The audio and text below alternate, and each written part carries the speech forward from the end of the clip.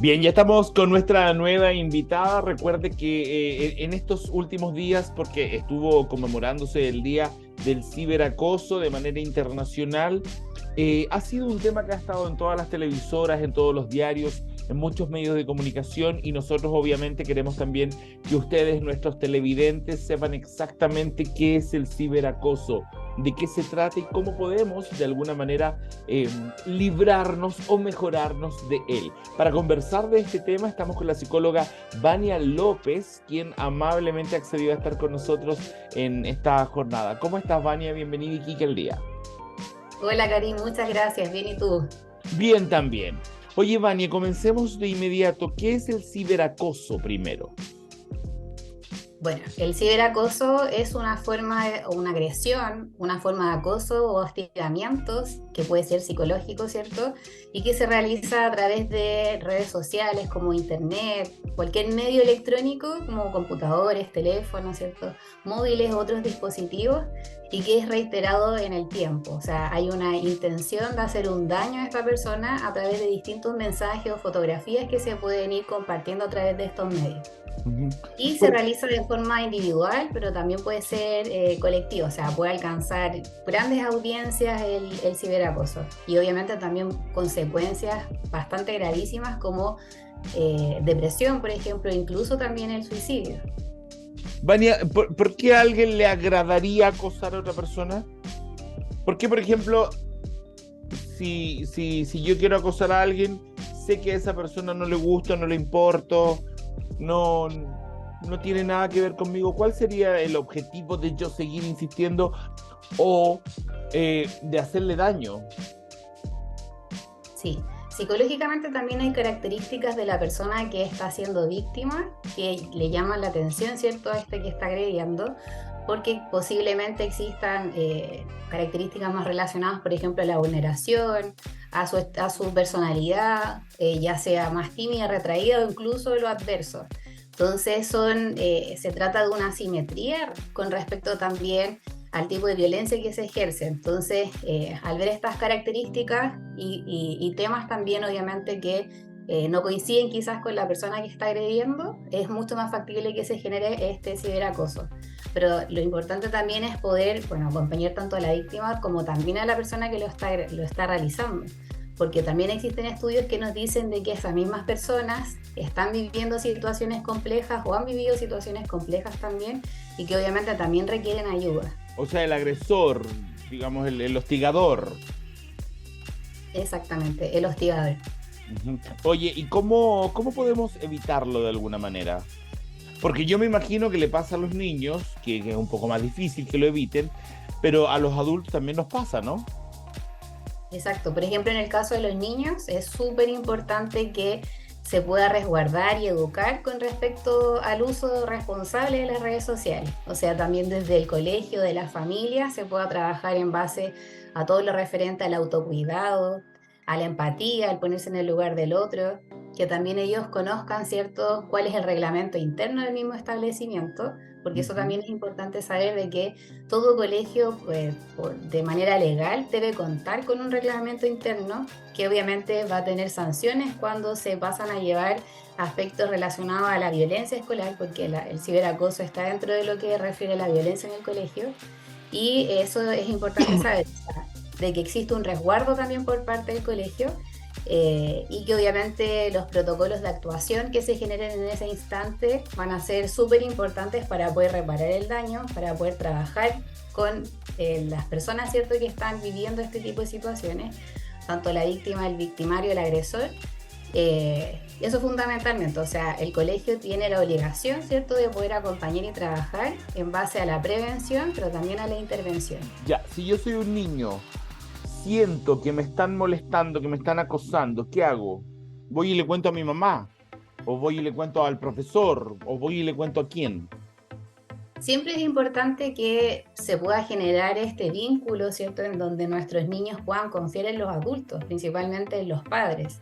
si esta relación, ya sea con los padres, obviamente no es tan cercano, necesitan también otro tipo de contención, porque eso se está ejerciendo en el colegio, la idea es que siempre se puedan acercar a algún adulto y se puedan activar, ¿cierto?, estas redes para poder intervenir frente a la situación del niño. O sea, tenemos que considerar obviamente que los niños están en desarrollo, que necesitan de nuestro constante acompañamiento y por sobre todo nuestra contención. Oye, Vania, ahí tú me estás hablando de un niño acosado por otro niño, pero ¿qué pasa cuando es un adulto el acosador? Sí, cuando un adulto es el acosador, también existe dentro de lo legal, ¿cierto? Se pueden realizar denuncias cuando está ocurriendo este tipo de Digamos, ahí situaciones. ya puede intervenir la policía, la justicia. Exacto, directamente de la PDI. Sí, sí. Perfecto, también hay que denunciar y todo lo demás. Exacto, porque el daño que se puede ejercer es súper alto. O sea, primero porque uno tampoco se siente seguro en ninguna parte, porque las redes sociales están en todo el espacio, ¿cierto? Y eso obviamente va a perjudicar mi propia identidad, mi propia concepción, mi autoestima, muchos aspectos. Entonces, por eso es importante poder resguardarse sabiendo que esto está dentro de lo legal y que hay distintos medios para poder realizar este tipo de denuncias. Ok, Vania, ¿cuándo me doy cuenta que es ciberacoso y que no es solamente una persona que quiere hablar conmigo? Cuando esto se realiza de forma reiterada en el tiempo. El ciberacoso es muy similar a lo que es el bullying, pero que se realiza a través de los medios digitales. Entonces, muchas veces, si lo relacionamos, por ejemplo, al bullying, se malentiende de que el bullying es porque me están molestando, típico en el colegio me están haciendo bullying. No, pero esto es reiterado en el tiempo y de acuerdo a eso y a la investigación que se pueda realizar, se va a conceptualizar, ¿cierto?, como bullying o en este caso como ciberacoso, si obviamente está acompañado a través de los medios digitales. Perfecto. Oye, ¿y en qué momento, o sea, cuando ya es ciberacoso, porque una cosa es que se reitere en el tiempo, pero me imagino que otra es que yo empiece a sentir molestia con el contacto? ¿O puede haber un ciberacoso que no me moleste? Claro, lo que pasa es que dentro de la concepción de lo que es el ciberacoso, se habla de que es un daño, ¿cierto?, que es reiterado en el tiempo. Pero incluso un solo mensaje de una persona que puede causar bastante daño en mí por lo que se está generando o quizás la mala intención de ese mensaje, yo lo puedo ver de forma reiterada. Le saco un pantallazo y lo leo y lo reveo. Entonces, en esos casos también obviamente hay que estar alerta, porque lo que decimos obviamente puede dañar mucho a una persona. Entonces, de acuerdo a eso, también ahí obviamente se instauraría un proceso de investigación. Pero la idea es saber, ¿cierto?, la base de todo esto, o sea, trabajar en base a valores como el respeto, como la empatía, el ponerse en el lugar del otro, lo que son las etiquetas, ¿cierto?, cuáles son las normas en relación al uso de las redes sociales, de los distintos medios. O sea, eso es importante que podamos ir trabajando y reforzando también, obviamente enfocado en los niños desde los hogares y también dentro de lo que se realiza en los colegios, con protocolos de prevención, ¿cierto? También para poder, obviamente, prevenir estas situaciones, pero también protocolos de actuación que sean socializados a la comunidad. Vania, pero a ver, eh, ¿en esto juega un rol fundamental la tecnología, lo digital, o también puede ser, bueno, porque es ciberacoso cibernético, obvio, pero también existe una forma de acosarte de manera personal? ¿O ahora es más fácil porque tenemos los computadores y la internet? Sí, o sea, el tipo de acoso se puede realizar de diferentes maneras, Ya. pero lo referente al ciberacoso es a través de los medios digitales. Ujú, perfecto. Oye, ¿y cómo puede ayudar un psicólogo en esto? ¿Cómo puede ayudar un profesor en la situación a que esto vaya disipándose, partiendo, o sientes tú que hay que ir así directo al tema? Me estás acosando, te acuso con no sé quién. Usted es adulto, se me va preso. ¿Cómo es? Claro, primero si lo vemos desde el caso de un profesor, la contención, los resguardos que pueda estar generando este adulto protector en el establecimiento, o sea, recepcionar lo que está informando a este estudiante, escucharlo, ponerse en el lugar de él, empatizar, ¿cierto?, con esta situación y obviamente informarle a las personas acordes del colegio, en este caso el encargado de convivencia escolar, para que se inicie, por ejemplo, un proceso de investigación. Ya. Pero lo más importante obviamente es escuchar, poner atención frente a lo que está viviendo el estudiante. Y en el caso del psicólogo, ya cuando lo ve un psicólogo es porque obviamente esto ya efectivamente es ciberacoso y el niño necesita otro tipo de acompañamiento. O sea, y efectivamente puede tener un trauma. Exactamente.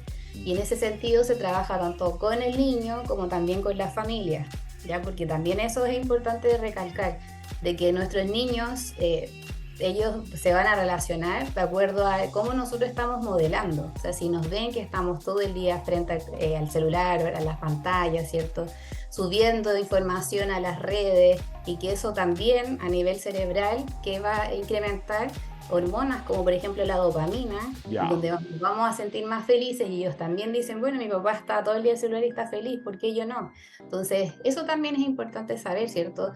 Por eso es fundamental poder educar tanto a las familias a través, por ejemplo, si se trabaja con el psicólogo, pero fundamentalmente también desde el colegio, con escuelas para padres. Perfecto. Oye, Vania, aclárame una cosa. Todos los traumas que te sucedan en la niñez, sobre todo cuando te lo hace, no sé, un adulto o tus compañeros, pero esas cosas que te asustan cuando eres un niño pequeño, ¿todos se pueden borrar con psicología, con psicoterapia? Bueno, ahí todo depende de la situación, el tipo de trauma que se esté vivenciando y las características de la persona. Hay muchos aspectos que se trabajan durante una terapia, y uno de ellos, por ejemplo, tiene que ver con la resiliencia, con la capacidad de salir adelante frente a situaciones adversas.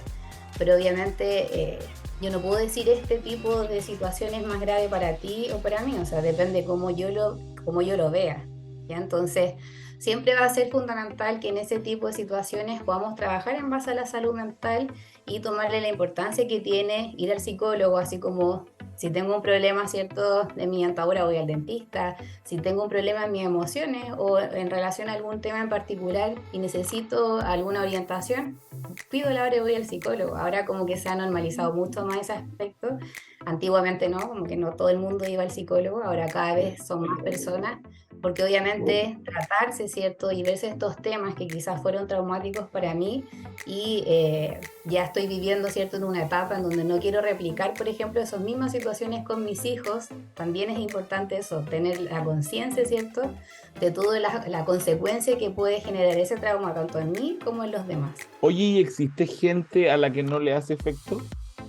Así como siempre hablamos de, oye, el niño o la niña quedó súper traumado por el resto de su vida, me dijiste, pueden llegar a una depresión, pueden llegar, ni Dios quiera, a suicidarse, pero hay gente que no le importa, hay gente que, por ejemplo, las ciberacosas y te puede mandar a la punta del cerro. ¿Hay algún tipo de personalidad así que rechace el tema, que no le importe, que no le llegue?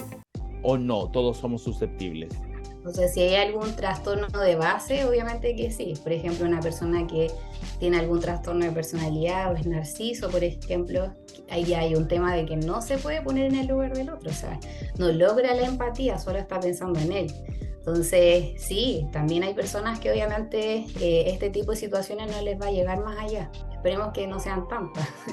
Ya, pero hay muchas más que sí le va a llegar.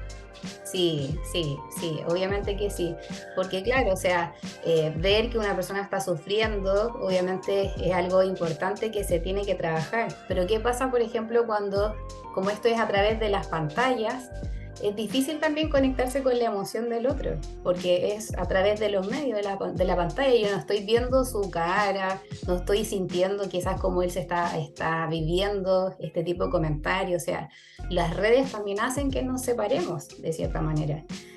Obviamente también que nos acerquemos, porque podemos tener contactos con personas que no vemos hace mucho tiempo, pero en esto en particular también provoca una desconexión a nivel emocional. Ok, entonces para que los padres que están viendo este programa lo logren entender, si tu hijo está siendo acosado, denuncia, habla en el colegio, y si es un adulto, habla en la policía.